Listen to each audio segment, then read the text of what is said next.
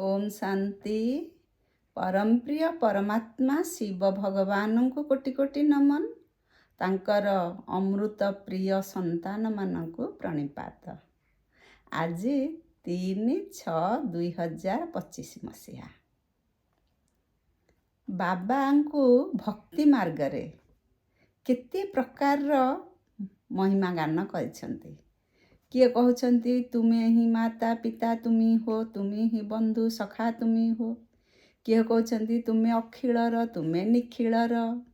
किए पुणी कहते तुम्हें पापींकर तुम्हें तपींकर। माने किए भोला भंडारी किए भोला शंकर केते प्रकार नामरे नामित करी तांकर महिमा गान करुछन्ते। सेई महिमा रो यथार्थ अर्थ आज शिव बाबा तांको मुरली माध्यम रे बुझेइछन्ते। आमे समस्ते आसंतु खूब मनोयोग सहकारे मुरली महावाक्य रे बाबा आज कौन कहिछन्ते जानिबा। बाबा कहिछन्ते साधारणतः लोक कहिले जे पापींकर तपींकर गरीबर धनीर समस्तंकर बोली। बाबा कहिले प्रकृत रे काहाकू स्वयं परमपिता परमात्मा शिव भगवान बहुत भल पाउछन्ति। क्यों बच्चा मानकू क्यों पिला मानकर से जयगान करछन्ति बाहा बाहा कहछन्ति। से होछन्ति गरीब निवाज माने गरीब लोकंकर। काहेकि गरीब लोकंकू से भल पाउछन्ति? कारण गरीब लोक माने जहाँ मिलिला ताहा गंडे खाई भगवान को पाखरे निजकू समर्पण करी पूरा शांति रे रहंती। भगवानंकर नाम बिना तांकर जयगान बिना तांकर दिन सरेनी। सबुठारु सुख से केवल भगवानंकर नाम स्मरण रे पांती। तांकर अन्य कौनसी सांसारिक जिनिसरे लालसा न थाए। तांकर तो निजर बोली किछि नाही, तेणु लालसा भी नाही। आउ बेसी गुड़ाए अर्जन पाप माध्यम अर्जन करी संपत्ति जमेबार भी इच्छा नाही। तेणु बाबा तांकू कहंती सी होछंती मोर प्रिय सच्चा बच्चा। पुणी बाबा कहवा कथा जी पाठ पढ़ी नाहंती सेमानंकु भी बाबा बहुत भल पाउछंती। कारण जेते सबु ज्ञानी गुणी बा सबु शास्त्रज्ञ पंडित विद्वान एमाने साधारणतः पुराण पुराण गीता महाभारत इत्यादि विभिन्न धर्म शास्त्र अध्ययन करी निजको पंडित बोली प्रकाश करछन्ति। किंतु बाबा तो पूरा नूतन ज्ञान देउछन्ति। से जेउ कथा जानिछन्ति ए दुनिया रे काहाकू जଣା नाही।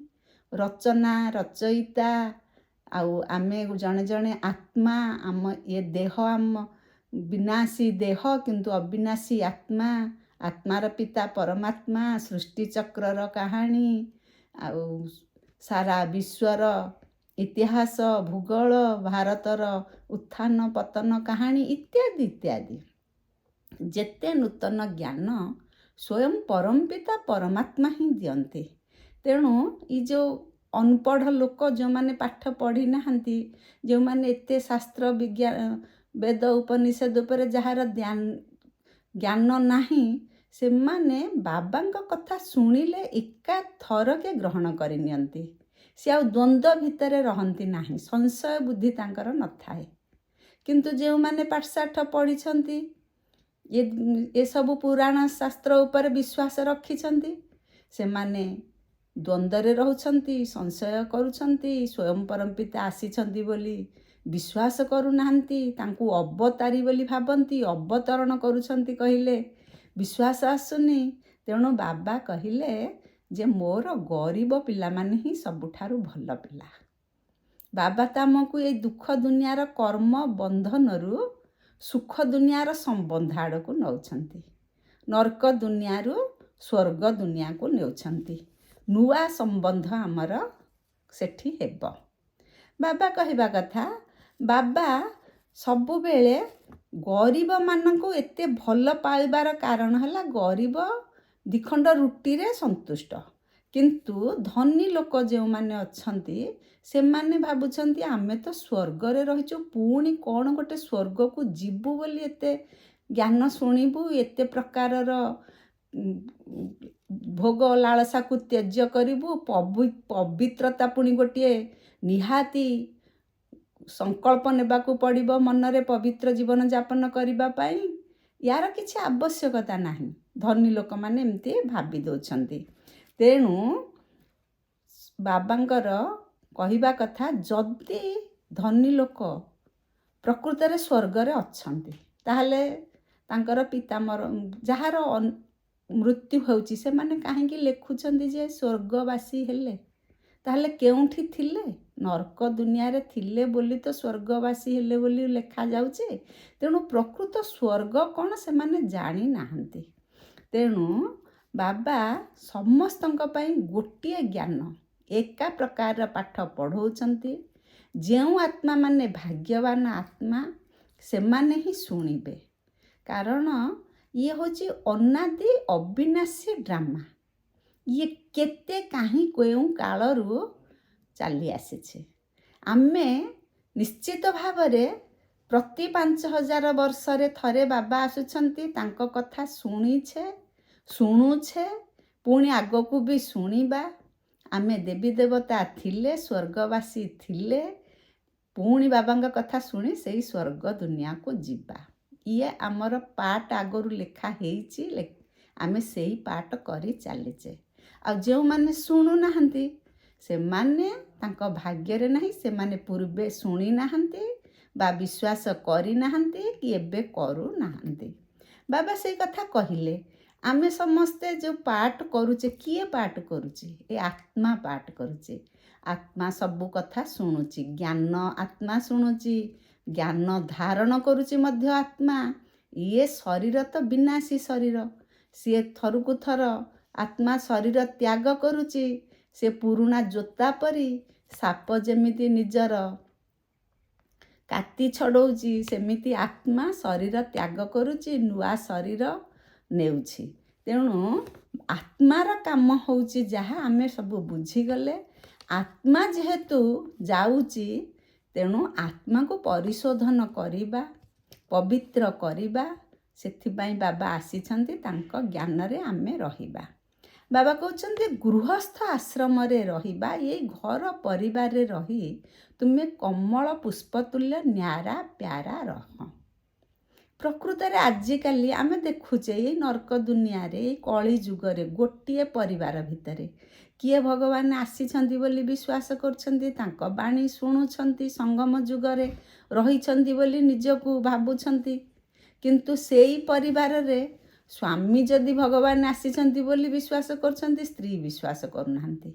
ପିଲାମାନେ ବାବାଙ୍କର ଜ୍ଞାନ ଶୁଣୁନାହାନ୍ତି। ତା ଅର୍ଥ ଯିଏ ଶୁଣୁଛନ୍ତି ସିଏ ହେଲେ ହଂସ, ଯିଏ ନ ଶୁଣୁଛନ୍ତି ସିଏ ହେଲେ ବଗ। ଗୋଟିଏ ପରିବାରରେ ହଂସ ରହିଛି, ବଗ ରହିଛି, ଜ୍ଞାନୀ ଆତ୍ମା ରହିଛି, ଅଜ୍ଞାନୀ ଆତ୍ମା ରହିଛି, ସତ୍ୟଯୁଗୀ ଲୋକ ରହିଛି, ନର୍କଧାମର ଲୋକ ରହିଛନ୍ତି। ମାନେ କେତେ କଣ୍ଟ୍ରାଷ୍ଟ ପରିସ୍ଥିତି ପରିବେଶରେ ରହିଛନ୍ତି। ସେଥିପାଇଁ ବାବା କହୁଛନ୍ତି ଯିଏ ଯେଉଁ ପ୍ରକାରର ଆତ୍ମା, ତୁମକୁ ସେଥିରେ କିଛି ବ୍ୟତିବ୍ୟସ୍ତ ହେବାର ନାହିଁ। କାରଣ ଆମକୁ ଯେତେ ଉଚ୍ଚ ପଦ ମିଳିବ ସେଥିପାଇଁ ସେତେ ଉଚ୍ଚ ପରୀକ୍ଷା ଦେବାକୁ ପଡ଼ିବ। ଇ ପରିସ୍ଥିତି ହେଉଛି ଗୋଟିଏ ପରୀକ୍ଷା ପରି। ବାବାଙ୍କର ଜ୍ଞାନ ଆଉ ଯୋଗ ଧାରଣା, ଈଶ୍ୱରୀୟ ସେବା, ଇଏ ଚାରିଟା ଯାକରେ ପରଫେକ୍ଟ ହେଲେ ଉଚ୍ଚ ପଦ ପାଇବା। ତେଣୁ ଉଚ୍ଚ ପଦ ପାଇବା ପାଇଁ ତୁମେ ପରିସ୍ଥିତିର ଦାସ ହୁଅ ନାହିଁ, ସ୍ୱସ୍ଥିତିରେ ରହି ବାବାଙ୍କ ଉପରେ ଭରସା କର, ବାବାଙ୍କ ଉପରେ ବିଶ୍ୱାସ କର, ସାହସର ସହିତ ଆଗେଇ ଚାଲ।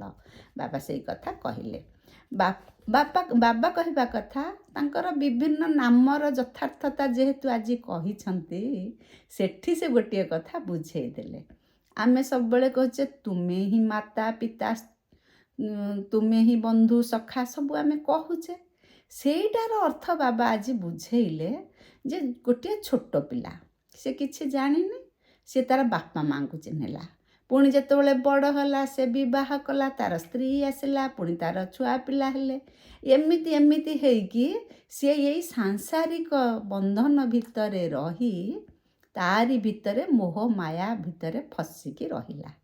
ଇଆଡ଼େ ନିଜେ ରହିଛି ମୋହ ମାୟା ଭିତରେ, କିନ୍ତୁ ତୁଣ୍ଡରେ କହୁଛି ପ୍ରଭୁଙ୍କୁ ଯେ ହେ ଭଗବାନ, ତୁମେ ମୋର ମାତା ପିତା ବନ୍ଧୁ ସଖା ସହୋଦର, ତୁମେ ସବୁ କିଛି।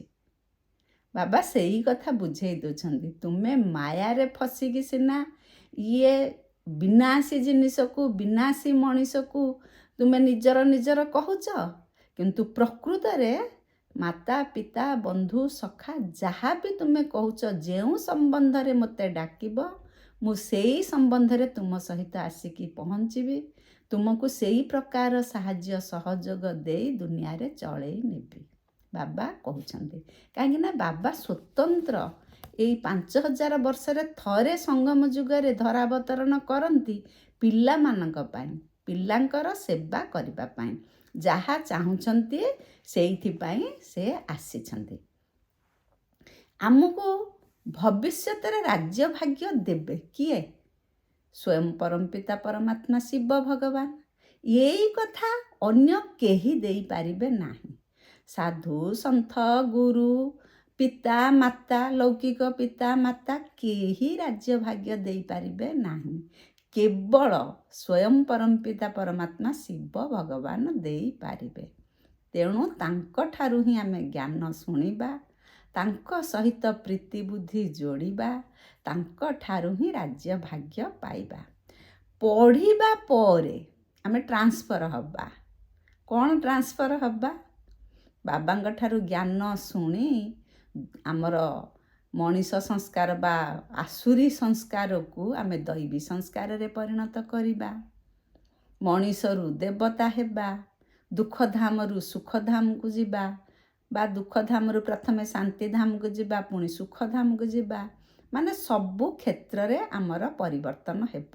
ଆମ ଏଇ ରୂପ, ଆମର ଏଇ କାୟା, ସିଏ ବି ନିରୋଗ କାୟା ହେବ, କାଞ୍ଚନ କାୟା ହେବ, ସୁନ୍ଦର ହେବା। ଶ୍ରୀକୃଷ୍ଣ ଯେମିତି ସୁନ୍ଦର, ସେମିତି ପ୍ରତ୍ୟେକ ଶରୀର, ପ୍ରତ୍ୟେକ ଆତ୍ମା ସତ୍ୟ ଯୁଗରେ ସେମିତି ସୁନ୍ଦର ପବିତ୍ର ହେବେ, ବାବା କହିଦେଲେ।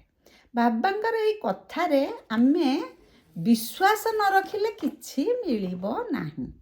ବାବା କହୁଛନ୍ତି ଧନବାନ ସିନା ବୁଝୁଛି ଯେ ମୁଁ ଅଛି ସ୍ୱର୍ଗରେ, କିନ୍ତୁ ସେ ଯଦି ନିଜେ ବୁଝିଯିବ ଯେ ହେଲ୍ଥ, ୱେଲ୍ଥ, ପ୍ରସ୍ପରିଟି ତିନିଟା ଯାକର ମାଲିକ ଯିଏ ହେବ ସିଏ ହେଉଛି ଧନବାନ। କିନ୍ତୁ କିଛି ନହେଲେ ତ ରୋଗ ଅଛି ନା ଧନବାନ ଲୋକଙ୍କ ପାଖରେ, ଧନୀ ଲୋକଙ୍କ ପାଖରେ। ତେଣୁ ସେ ସ୍ୱର୍ଗରେ ନାହିଁ ବୋଲି ବୁଝିଲେ ହିଁ ଭଗବାନଙ୍କୁ ସେ ବିଶ୍ୱାସ କରିବ, ଭଗବାନଙ୍କ ଠାରୁ ପ୍ରାପ୍ତ କରିବ ବେହଦ ସମ୍ପତ୍ତି। ବାବା କହୁଛନ୍ତି ଛୋଟ ପିଲାଟିଏ ଯେମିତି କିଛି ଜାଣିନି, ତାର ଜ୍ଞାନ ନାହିଁ, ନଲେଜ ନାହିଁ, କିନ୍ତୁ ଯେତେବେଳେ ସେ ପାଠଶାଠ ପଢ଼ିକି ବୁଝି ଯାଉଛି ସେ ସେମିତି ଜ୍ଞାନୀ ହେଇଯାଉଛି। ସେଇଭଳି ଆମେ ଯେତେବେଳେ ବାବାଙ୍କୁ ଚିହ୍ନିନେ ଆମେ ଅଜ୍ଞାନ ଅବସ୍ଥାରେ ରହିଛେ ଛୋଟ ପିଲା ପରି। ଯେତେବେଳେ ବେହଦ ଜ୍ଞାନର ସାଗର ପରମପିତା ପରମାତ୍ମାଙ୍କ ଠାରୁ ବେହଦ ଜ୍ଞାନ ଶୁଣିବା, ଆମେ ବି ଜ୍ଞାନ ସ୍ୱରୂପ ହେଇଯିବା। ଜ୍ଞାନ ଜାଣିଲେ, ସବୁ କଥା ଆମେ ଜାଣିଲେ ସିନା ପରିସ୍ଥିତିକି ସମାଧାନ କରିବା, ସମସ୍ୟାକୁ ସମାଧାନ କରିବା। ପ୍ରଥମେ ଜ୍ଞାନ ଶୁଣିବା, ତାପରେ ଯୋଗ ଲଗେଇ ଭଗବାନଙ୍କ ଠାରୁ ଶକ୍ତି ଆଣି ନିଜେ ଧାରଣାଯୁକ୍ତ ହେବା। ଯୋଗ ନ ଲଗେଇଲେ, କେବଳ ଜ୍ଞାନ ଶୁଣିଲେ କେହି ଧାରଣାରେ ପକ୍କା ହେଇପାରିବେ ନାହିଁ। ତେଣୁ ବାବା ସିଧା କହିଦେଲେ ଯେ ଧ୍ୟାନ ଅପେକ୍ଷା ଜ୍ଞାନର ମହତ୍ତ୍ୱ ଅଧିକ, ଜ୍ଞାନ ଅପେକ୍ଷା ଯୋଗର ମହତ୍ତ୍ୱ ଅଧିକ। ପ୍ରଥମେ ତ ଅନେକ, ଯେତେବେଳେ ବାବା ପ୍ରଥମେ ବ୍ରହ୍ମା ବାବାଙ୍କ ଶରୀରରେ ପ୍ରବେଶ କରି ଜ୍ଞାନ ଦେଉଥିଲେ, ସେତେବେଳେ ବହୁତ ଆତ୍ମା ଧ୍ୟାନରେ ଯାଉଥିଲେ।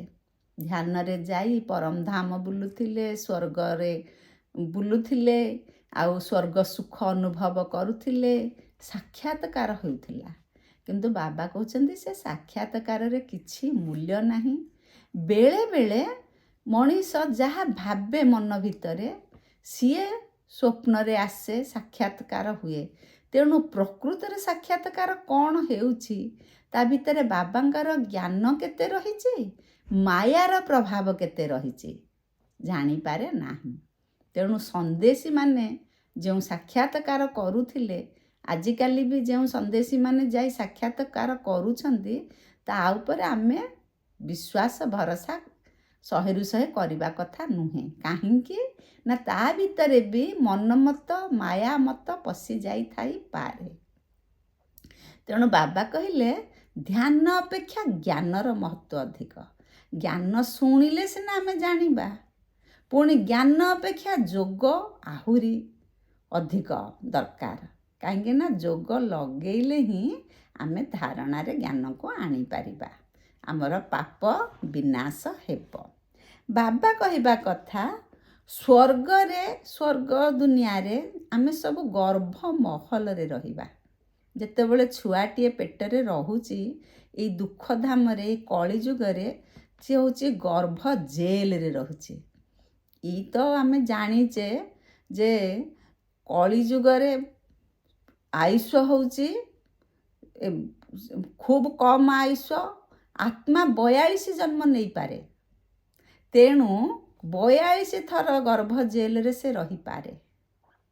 ତେଣୁ ବାବା ସେଇ କଥା କହୁଛନ୍ତି ଯେ ତୁମେ ଯେତେ ପାପ କରିବ ସେତେ ଯନ୍ତ୍ରଣା ଭୋଗ କରିବ, ସେତେ ଧର୍ମରାଜାକୁ ସାମ୍ନା କରିବାକୁ ପଡ଼ିବ।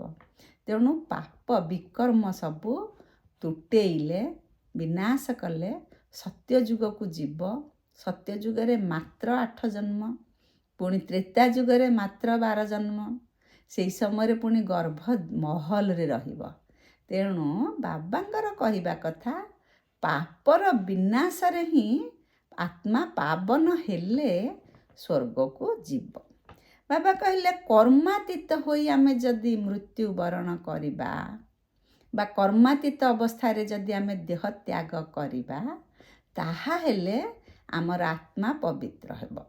ପବିତ୍ର ଆତ୍ମା କର୍ମାତୀତ ଅବସ୍ଥାରେ ଯଦି ଆମେ ଦେହ ତ୍ୟାଗ କରିବା, ଆଉ ଧର୍ମରାଜକୁ ସାମ୍ନା କରିବାକୁ ପଡ଼ିବନି, ସଜା ଭୋଗ କରିବାକୁ ପଡ଼ିବ ନାହିଁ।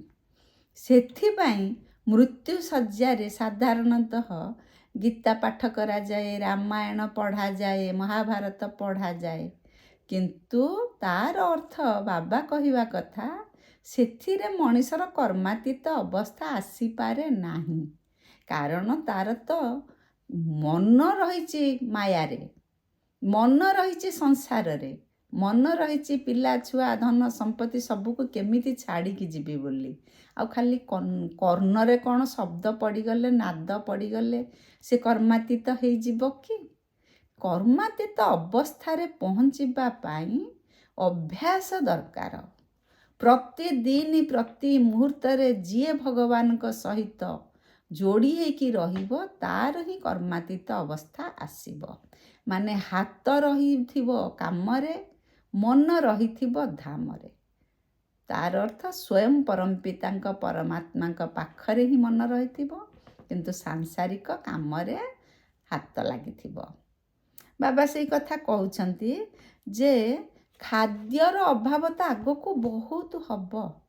ତୁମେ ଈଶ୍ୱରୀୟ ସେବା କରୁଛ ବୋଲି କ'ଣ ତୁମକୁ କିଏ ଖାଦ୍ୟ ଦେଇଦେବ କି? ଗଭର୍ଣ୍ଣମେଣ୍ଟ ତୁମକୁ ମାଗଣା ଦେଇଦେବ କି? କିଛି ଦେବ ନାହିଁ। ଏପରିକି ଟୋଲି କରିକି ଧରନ୍ତୁ ସବୁଆଡ଼େ ବଣ୍ଟା ଯାଉଛି, ଗଭର୍ଣ୍ଣମେଣ୍ଟ କ'ଣ ପଇସା ଦେଉଛି? ନାହିଁ। ସବୁବେଳେ ଆମରି ଭାଇ ଭଉଣୀମାନେ ଜାଣିବା ଯେ ଭଗବାନଙ୍କ ସେବାରେ ଲାଗୁଛି ସବୁ ଜିନିଷ। ତେଣୁ ଭଗବାନଙ୍କର ସେବାକୁ ତ୍ୱରାନ୍ୱିତ କରିବା ପାଇଁ ଆମେ ସମସ୍ତେ ଦାୟୀ, ଆମେ ସମସ୍ତେ ଚାହିଁବା। ବାବା କହିଲେ ଗାଁ ଗାଁରେ ଆମେ ଦେଖୁଛେ ବହୁତ ମନ୍ଦିର, ପ୍ରତି ଗାଁରେ ଯଥେଷ୍ଟ ମନ୍ଦିର। କାହିଁକି? ମାତାମାନଙ୍କୁ ବାବା ବହୁତ ଉଚ୍ଚ ସ୍ଥାନ ଦେଇଛନ୍ତି।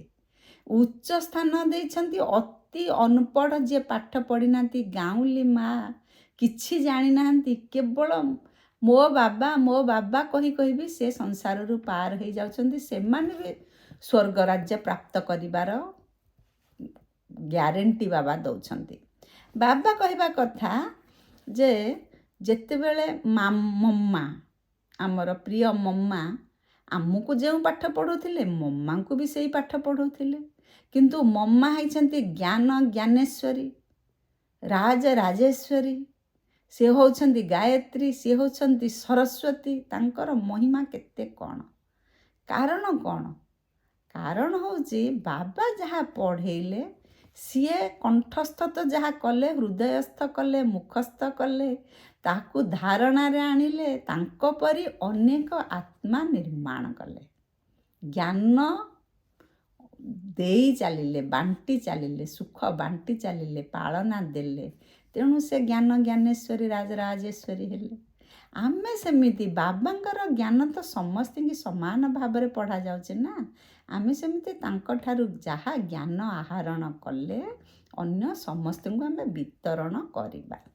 ବାବା କହିଲେ ଦେହ ଅଭିମାନ ରହିଲେ ଆମ କାମ ସହଜରେ ହେଇପାରୁନି।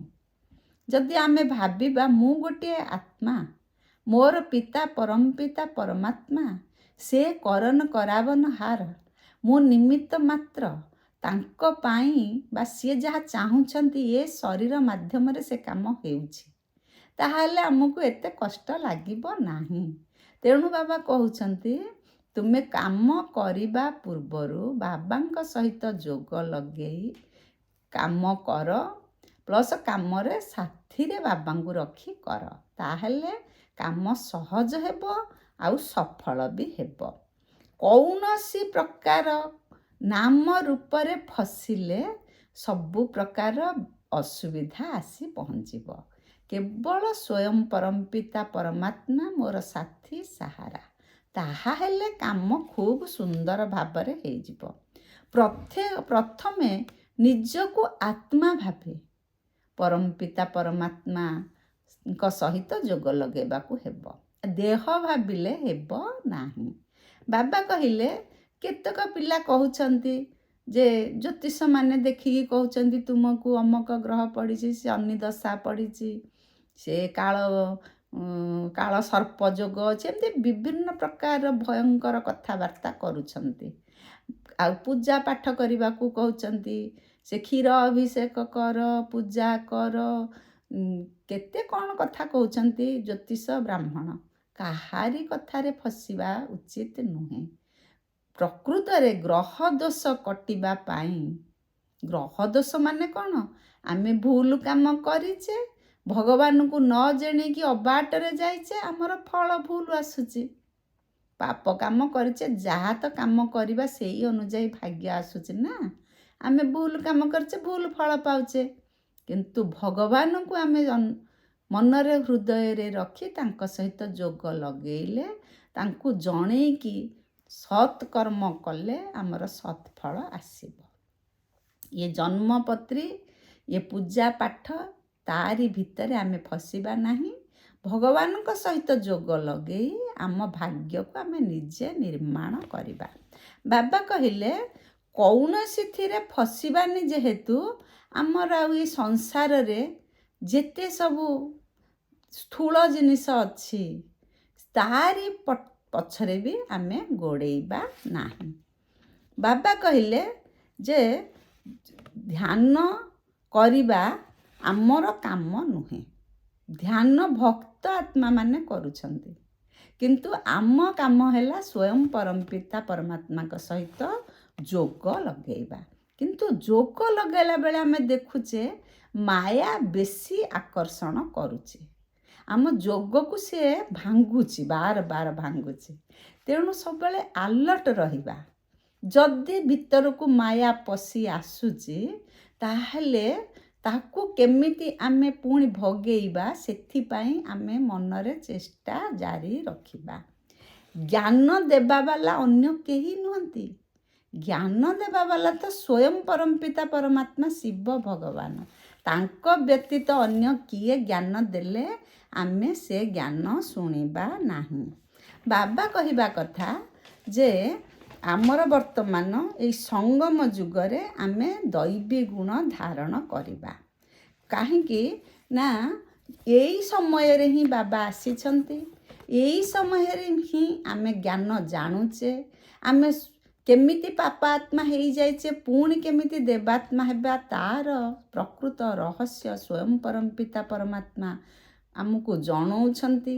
ଆମେ ଯେହେତୁ ରାସ୍ତା ଜାଣିଗଲେଣି ଆମେ ଆଉ ରାସ୍ତା ଭୁଲିବା ନାହିଁ। ବାବା ସେଥିପାଇଁ କହିଦେଇଛନ୍ତି ଯେ ଘଡ଼ି ଘଡ଼ିକେ ଘଡ଼ିଆଲ ଗୋଟେ କଥା କହିଲେ। ତାର ଅର୍ଥ ବେଳେବେଳେ ଆମେ କ'ଣ କରୁଛେ ଖୁବ୍ ମିଠା କଥା କହୁଛେ ପୁଣି ପର ମୁହୂର୍ତ୍ତରେ କଡ଼ା କଥା କହୁଛେ। ଯଦି କିଛି ପରିସ୍ଥିତି ଏପଟ ସେପଟ ହେଇଗଲା ତାହେଲେ କ୍ରୋଧ ଆସିଯାଉଛି। କ୍ରୋଧ ଆସିଲା ପରେ ପୁଣି ଯଦି ଭଗବାନଙ୍କର କଥା ବା ଜ୍ଞାନ ମନେ ପଡ଼ିଯାଉଛି ପୁଣି ପଶ୍ଚାତାପ କରୁଛେ। ଇଏ ହେଉଛି ମାନେ ପଲ ମେ କ୍ଷଣ କ୍ଷଣକେ ଆମର ମନସ୍ଥିତି ଏପଟ ସେପଟ ହେଇଯାଉଛି। ବାବା ସେଥିପାଇଁ କହିଲେ ଯେ ତୁମେ ଏମିତି ମନସ୍ଥିତିକି ଏପଟ ସେପଟ କଲେ ଦୁର୍ବଳ କଲେ ଏକରସ ସ୍ଥିତି ନ ରହିଲେ ଏ ଜ୍ଞାନ କୌଣସି ପ୍ରକାର ଫଳ ତୁମକୁ ଦେବ ନାହିଁ। ସେଥିପାଇଁ ସ୍ୱସ୍ଥିତି ମଜବୁତ କରିବା ପାଇଁ ଏକରସ ସ୍ଥିତି ବା ଏକ ଉପରେ ଭରସା ରଖିବା, ଏକ କଥା ଶୁଣିବା, ଏକ ଶକ୍ତିରେ ଏକ ଉପରେ ବିଶ୍ୱାସ ରଖି ଆଗକୁ ବଢ଼ିବା। ବାବା କହୁଛନ୍ତି ଯେ ଜ୍ଞାନ ତ ସହଜ କିନ୍ତୁ ପ୍ରତି ମୁହୂର୍ତ୍ତରେ ଯଦି ନିଜେ ଭାବିବା ମେ ଜୋ ହୁଁ ଜୈସା ହୁଁ ମାନେ ମୁଁ ଯେମିତି ଯେଉଁଠି ଅଛି ଯେପରି ଅଛି ସବୁ ସମୟରେ ମୁଁ ଭଗବାନଙ୍କ ସହିତ ଅଛି। ଏଇ କଥାଟିକି ଆମେ ମନରେ ରଖିବା। ଭଗବାନ ମୋ ସାଥିରେ ଅଛନ୍ତି ବୋଲି ଆମେ ସବୁବେଳେ ମନରେ ରଖିବା। ମୁଁ ଆତ୍ମା, ମୋର ପିତା ପରମପିତା ପରମାତ୍ମା ସେ ହିଁ ମୋତେ ଠିକ୍ ବାଟରେ ଠିକ୍ ଦିଗ୍ଦର୍ଶନ ଦେଇ ଲକ୍ଷ୍ୟସ୍ଥଳରେ ପହଞ୍ଚେଇବେ। ସେଇ ବିଶ୍ୱାସ ରଖିବା। କେବଳ ଲକ୍ଷ୍ୟ ରଖିଲେ ହେବନି ତ, ଲକ୍ଷ୍ୟ ପାଇଁ ଲକ୍ଷଣ ଦରକାର। ଲକ୍ଷଣ ମାନେ କ'ଣ? ଆମ ଆତ୍ମା ପାବନ ହେବ, ଆମେ ଦୈବୀ ଗୁଣ ଧାରଣ କରିବା। ଦେବ ଦୁନିଆକୁ ଯିବା ମାନେ ପୁରା ଆମୂଳ ଚୂଳ ପବିତ୍ର, କାୟ ମନ ବାକ୍ୟ ସଂକଳ୍ପ ସବୁଥିରେ ପବିତ୍ର ହେବା। ପବିତ୍ର ହେବା ପାଇଁ ଯଥାସାଧ୍ୟ ଚେଷ୍ଟା କରିବା। ବାବା କହୁଛନ୍ତି ଋଷିମୁନିମାନେ ବ୍ରହ୍ମଚର୍ଯ୍ୟ ପାଳନ କରୁଛନ୍ତି। ସେତେବେଳର ଋଷିମୁନିମାନେ ସତ୍ୱଗୁଣୀ ଥିଲେ, କିନ୍ତୁ ବର୍ତ୍ତମାନ ଏଇ କଳି ଦୁନିଆରେ କଳିରେ ତ କଳି ପ୍ରଭାବରେ ସମସ୍ତେ ତମଗୁଣୀ ହେଇଯାଇଛନ୍ତି। ତାହେଲେ ଋଷି ମୁନି କେମିତି ସତ୍ୱ ପ୍ରଧାନ ଅଛନ୍ତି ବା ସତ୍ୱଗୁଣୀ ଅଛନ୍ତି? ତେଣୁ ସେ ଋଷି ମୁନି କୁହନ୍ତୁ ବା ଯେକୌଣସି ଜ୍ଞାନୀ ଗୁଣୀ ଜ୍ଞାନୀ ଆତ୍ମା କୁହନ୍ତୁ, ତୁମେ କୌଣସି କଥାରେ ଫସିବ ନାହିଁ। ବାବା କହିବା କଥା ଯଥାର୍ଥ ରୀତିରେ ଆମେ ଜ୍ଞାନକୁ ଜାଣିବା, ମନରେ ଭାବିବା ଦେବତାମାନେ ଥିଲେ କିନ୍ତୁ ଆମେ ଜାଣିନଥିଲେ ଯେ ଆମେ ଦେବତା ଥିଲେ।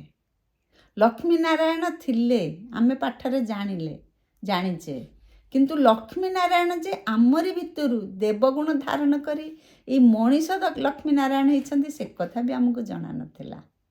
ସ୍ୱର୍ଗ ଥିଲା, ସ୍ୱର୍ଗ ପୁଣି ଭାରତରେ ହେଉଛି ବୋଲି ଏକଥା ଜଣା ନଥିଲା। ମାନେ ବାବାଙ୍କର ଯେଉଁ ଗୁହ୍ୟତମ ରାଜ ରହସ୍ୟ ଆମେ ଏବେ ଜାଣିଗଲେ, ଆମେ ସେହିପରି ଚଳିବା। ତେଣୁ ବିକର୍ମ ବିନାଶ କଲେ ହିଁ ସ୍ୱର୍ଗ ଦୁନିଆକୁ ଯିବା। ସବୁ ତ ରାସ୍ତା ପକ୍କା ବାବା ଦର୍ଶନ କରେଇଦେଲେ, କିନ୍ତୁ ଯିବା କାମଟା ହେଉଛି ଆମର।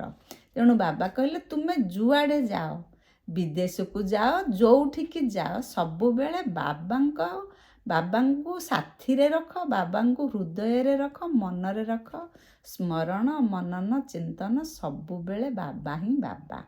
ବାବା କହିଲେ ଏମିତି ଯଦି ହେବ ତୁମେ 21 ଜନ୍ମ ପର୍ଯ୍ୟନ୍ତ ନିରୋଗ ରହିବ, ଅନ୍ତର୍ମୁଖୀ ହୋଇ, ଏ ବାହ୍ୟମୁଖ୍ୟତା ନୁହେଁ।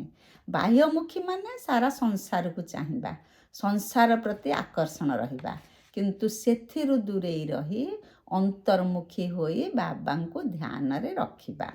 ଘରେ ରହି ଆମେ କମଳ ପୁଷ୍ପ ପରି ପୁରା ଫୁଲ ନିଜେ ଭାବିବା, ମୁଁ ଘରେ ରହିଲେ ବି ମୁଁ କଣ୍ଟା ନୁହେଁ, ମୁଁ ଫୁଲ ବୋଲି ଭାବିଲେ ହିଁ ଆମେ ଫୁଲ ହୋଇଯିବା। ଶ୍ରୀ ଶ୍ରୀଙ୍କ ମତରେ ଚାଲିଲେ ଆମେ ଶ୍ରୀଲକ୍ଷ୍ମୀ ଶ୍ରୀନାରାୟଣ ହେଇପାରିବା। ଆମେ ଜାଣିଛେ ଶ୍ରୀନାରାୟଣ କହୁଛନ୍ତି, ଆମେ କହୁଛେ ନରରୁ ନାରାୟଣ ହେବା, ନାରୀରୁ ଲକ୍ଷ୍ମୀ ହେବା। ତାର ଅର୍ଥ କ'ଣ? ସମସ୍ତେ ସେଇ ଶ୍ରୀକୃଷ୍ଣଙ୍କ ପରି ପବିତ୍ର ହେବେ, ସୁନ୍ଦର ହେବେ। ସେଇଭଳି କଥା ହେବା ପାଇଁ କେବଳ ଶ୍ରୀମାନେ ଶ୍ରେଷ୍ଠ ହେବା ପାଇଁ ଶ୍ରୀମତରେ ହିଁ ଚାଲିବାକୁ ପଡ଼ିବ। ବାବା କହିଲେ ଯେ ଈଶ୍ୱରୀୟ ଜ୍ଞାନ ଶୁଣିଲା ବେଳେ ଆମେ କେବେ ହେଲେ ହାଇ ମାରିବାନି, ଅନ୍ୟମନସ୍କ ରହିବାନି। କାହିଁକି ନା ସ୍ୱୟଂ ପରମପିତା ପରମାତ୍ମା ଜ୍ଞାନ ଶୁଣଉଛନ୍ତି। ବେଳେବେଳେ କିଏ ଆଗ ଧାଡ଼ିରେ ବସିଥିବେ, ହାଇ ମାରିବେ। ତେଣୁ ବାବା କହିଲେ ସେମିତି କ୍ଷେତ୍ରରେ ସେ ସାଙ୍ଗେ ସାଙ୍ଗେ ନିଜେ ପଛ ଧାଡ଼ିକି ଯିବା କଥା। କାହିଁକି ନା ଜଣଙ୍କର ପ୍ରଭାବ ଅନ୍ୟମାନଙ୍କ ଉପରେ ପଡ଼ି ସେ ଜାଗାକୁ କଳୁଷିତ କରିଦେବ। ତେଣୁ ବାବା କହିବା କଥା, ବ୍ରାହ୍ମଣୀମାନେ ଏମିତି ଆତ୍ମାଙ୍କୁ ଏଇ ପ୍ରଜାପିତା ବ୍ରହ୍ମାକୁମାରୀ ଈଶ୍ୱରୀୟ ବିଶ୍ୱବିଦ୍ୟାଳୟକୁ ଆଣିବା କଥା ନୁହେଁ। ପ୍ରଥମେ ଭଗବାନଙ୍କ ଉପରେ ବିଶ୍ୱାସ ରଖନ୍ତୁ, 7 ଦିନିଆ କୋର୍ସ କରନ୍ତୁ, ତାପରେ ମୁରଲି ଶୁଣିଲେ ସେମାନେ ବୁଝିପାରିବେ ଆଉ ଠିକ୍ ଭାବରେ ଶୁଣିବେ। ବାବା କହିଲେ ଯେ ଜ୍ଞାନ କେବଳ ଏଇ ସଙ୍ଗମ ଯୁଗରେ ମିଳୁଛି। ତେଣୁ ଆମେ ନିଜକୁ ସଙ୍ଗମ ଯୁଗୀ ଆତ୍ମା କହି ଭଗବାନଙ୍କ ସହିତ ଯୋଗ ଲଗେଇବା। ଆମେ ଆଜି ଯାହା ଦେଖୁଛେ ଆଖିରେ, କାଲି କ'ଣ ସେଇ ଜିନିଷ ଥିବ କି? ନାହିଁ। ପ୍ରତି କ୍ଷଣକେ ବଦଳୁଛି। ତେଣୁ ଆମେ ସବୁବେଳେ ମୁଁ ଆଜି କରିପାରିନି, ଆଉ କରିପାରିବିନି, ଏ ଭାବନା ରଖିବା ନାହିଁ। ନିଶ୍ଚିତ ଭାବରେ ପଜିଟିଭ୍ ଭାବନାରେ ଆମେ ଆଗକୁ ଚାଲିବା।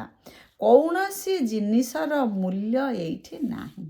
ଇଏ ସବୁ ଜିନିଷ ମାଟିରେ ମିଶିବ। କେବଳ ବାବା ହିଁ ମୂଲ୍ୟବାନ। ବାବାଙ୍କର ମହାବାକ୍ୟ, ଗୋଟିଏ ମହାବାକ୍ୟ ମିସ୍ କରୁଛେ ମାନେ 1,00,000 ଟଙ୍କା ଠାରୁ ଅଧିକ ଗୋଟିଏ ମହାବାକ୍ୟର ମୂଲ୍ୟ। ତେଣୁ ତ ଅମୂଲ୍ୟ, ତାକୁ ତ ମୂଲ୍ୟରେ କଷି ହେବ ନାହିଁ, ସେ ଅମୂଲ୍ୟ। ତଥାପି ବାବା ସେଇ କଥା କହିଲେ, ଜ୍ଞାନ ରତ୍ନ ଭରି ଭରିକି ଥାଳି ଥାଳି କରି ମୁଁ ବାଣ୍ଟି ଚାଲିଛି। ଯିଏ ଆସିବ ସିଏ ନେବ। ବାବା ନ ଆସିଲେ ବାଦଶାହୀ ମିଳିବ କେମିତି? ବାବା ଆସିଛନ୍ତି ଆମକୁ ସତ୍ୟଯୁଗର ବାଦଶାହୀ ଦେବା ପାଇଁ। ତେଣୁ ଆମ ଦ୍ୱାରେ ଆମେ ବୋର୍ଡ଼ରେ ଲେଖିଦେବା, ବିଶ୍ୱରେ ଶାନ୍ତି ପ୍ରତିଷ୍ଠା କରିବା ପାଇଁ ସ୍ୱୟଂ ପରମପିତା ପରମାତ୍ମା ବେହଦ ବାବା, ବେହଦ ପିତା ଆସିଛନ୍ତି, ବେହଦ ଜ୍ଞାନ ଦେଉଛନ୍ତି, ବେହଦ ବାଦଶାହୀ ଦେଉଛନ୍ତି। ତେଣୁ ସମସ୍ତେ ଦୟାକରି ବା ଜାଣିବା ପାଇଁ ଏ ସ୍ଥାନକୁ ଆସନ୍ତୁ। ବାବା କହିଲେ ଶରୀର ଛାଡ଼ିକି ତ ଆମେ ଯିବା ନା। ଶରୀର ନେଇକି କ'ଣ ଆମେ ସ୍ୱର୍ଗବାସୀ ହେବା କି? ଶାନ୍ତିଧାମକୁ ଯିବା ବି ଏଇ ଶରୀର ନେଇକି, ଏ ଶରୀର ଛାଡ଼ିକି ଆତ୍ମା ଯିବ। ବାବା କହିବା କଥା, ଶିବ ପାର୍ବତୀଙ୍କର ବିବାହ ହେଉଛି, ବରଯାତ୍ରୀ ଯାଉଛନ୍ତି। ତାର ଅର୍ଥ କ'ଣ?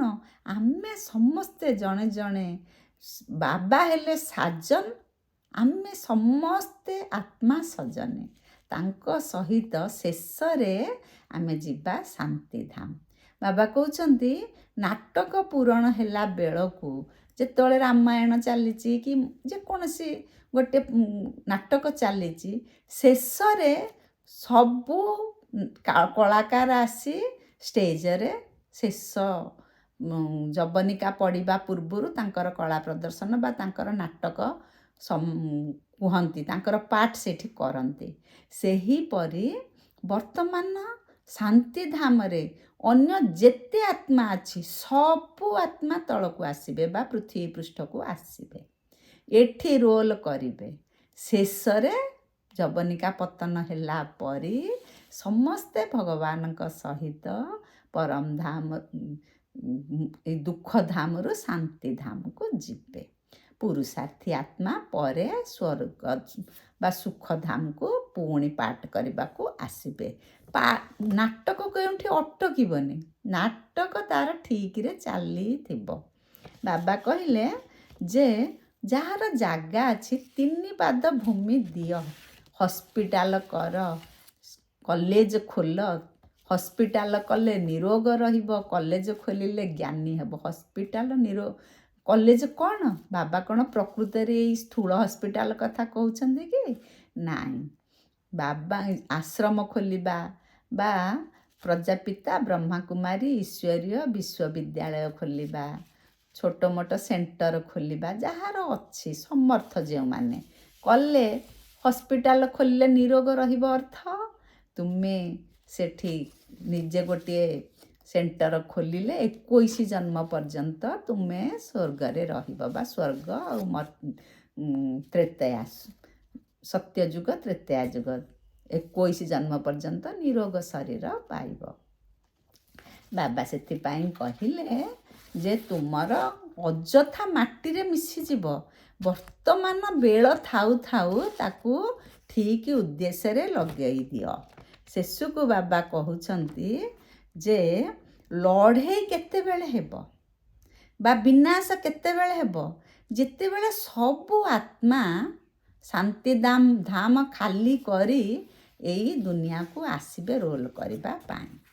ବାବାଙ୍କର ବରଯାତ୍ରୀ, ଆମେ ସମସ୍ତେ ବରଯାତ୍ରୀ ହେବାନି, ଆମେ ସଜନୀ ହେଇକି ଯିବା।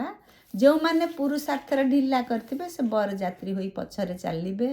ସେଥିପାଇଁ ଆମେ ସବୁବେଳେ ଜାଣିବା ଘର ଲେଉଟିବା ବେଳ ହେଲାଣି, ଆଉ ଆମେ ରହିବା ନାହିଁ, ଆଉ ଅପେକ୍ଷା କରିବା ନାହିଁ। ବୈରାଗ୍ୟ ସବୁ ଜିନିଷରେ, ସବୁ କାମ ବୈରାଗ୍ୟ, ସବୁ ସ୍ଥୂଳ ସମ୍ପତ୍ତି ସବୁଥିରେ ବିରାଗ ଭାବନା ଆଣିବା, ବୈରାଗ୍ୟ କରିବା, ସବୁ ଜିନିଷ ପ୍ରତି ବୈରାଗ୍ୟ ଭାବନା ଆଣିବା।